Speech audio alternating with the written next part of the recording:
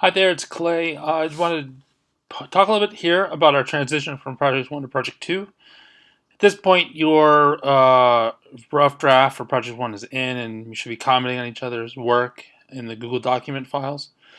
The next stage in our semester-long research project is going to be to start to turn towards the field-based project, which will be Project 3. But we have to do a couple things in the meantime. So Project 1, as you know, you're focusing on developing some key concepts from the readings in the course. And what these are concepts like discourse, community, genre, writing expertise, so on. And what you're going to do is you want to think about, as we move in through Project 2, about identifying a broad research question. And it's going to be a question like what or how. Like a good question is going to be something like, um, you know, what, maybe what does writing expertise, what counts as writing expertise in pharmacy? Or, maybe you'll say something about genres. How do genres enable accountants or nurses or engineers, whatever the field is, how do genres enable X person to participate in their discourse community, whatever. So we'll work on those questions this week, and they'll be a little bit different, but they should really be aimed at connecting what we've learned about writing and discourse communities from the research to your professional discourse community, whatever it may be. And so we'll work to sort of start to think about where we can do the research this week. And then the first discussion prompt of this week asks you to think about that and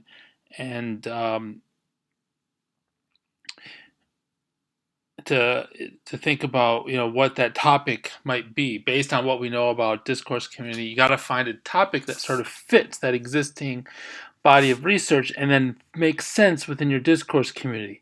As long as you're making a connection between those two ends, your professional discourse community on the one hand, and everything we've learned about writing from the articles we've read so far this semester on the other hand, literacy, discourse community, genre, writing expertise, identity, and so on. That's great. You're perfect. When we get to Project 3, though, you have to have someone you can talk to. You're going to ideally, you're going to observe someone in the field, watch them, interact and get a sense of what that looks like. You're going to ask them some questions that you'll develop ahead of time, questions that are related to your broader research question.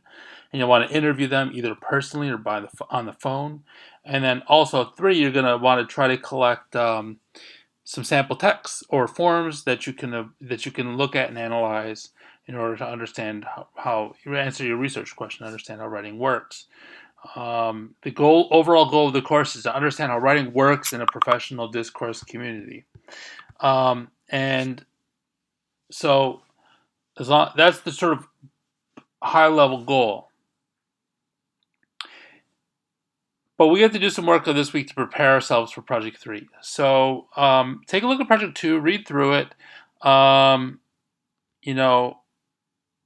and I'm not going to go into too much detail right now because I just really want to prepare you for just thinking about context. And as you do this first discussion prompt, just use this discussion prompt to think through who you might work with.